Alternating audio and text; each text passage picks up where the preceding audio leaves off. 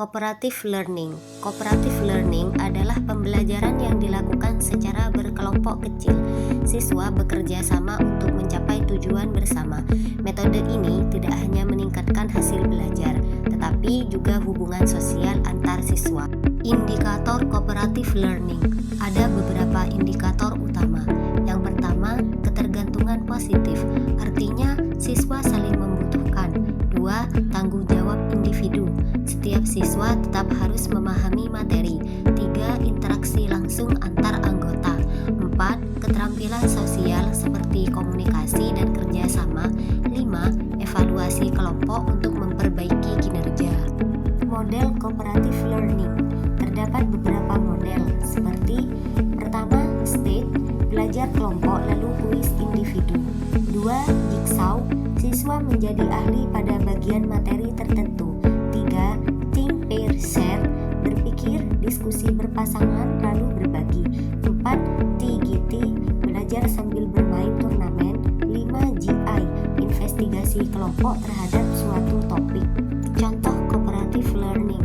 Contohnya pada pelajaran IPA, siswa belajar perubahan wujud benda dengan metode think, pair, share. Siswa berpikir sendiri, lalu berdiskusi dan akhirnya berbagi hasilnya ke kelas. Problem dan tujuan based learning atau bisa disingkat dengan PBL. Problem based learning adalah pembelajaran berbasis masalah nyata. Siswa diajak untuk berpikir kritis dan mencari solusi terhadap masalah yang diberikan.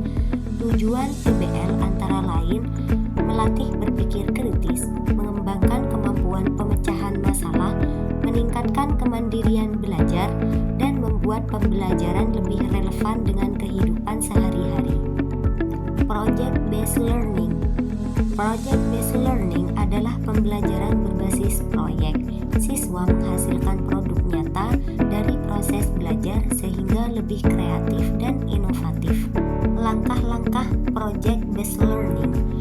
Pertama, menentukan pertanyaan dasar. 2. Perencanaan proyek. 3. Menyusun jadwal. 4. Monitoring oleh guru. 5. Penilaian. Dan 6. Evaluasi atau refleksi. Contoh project based learning. Contohnya pada pelajaran IPA, siswa membuat proyek tanaman hidroponik. Mereka merancang, menanam, merawat, dan melaporkan hasilnya. Active learning di MI. Active learning adalah pembelajaran yang menempatkan siswa sebagai pusat kegiatan.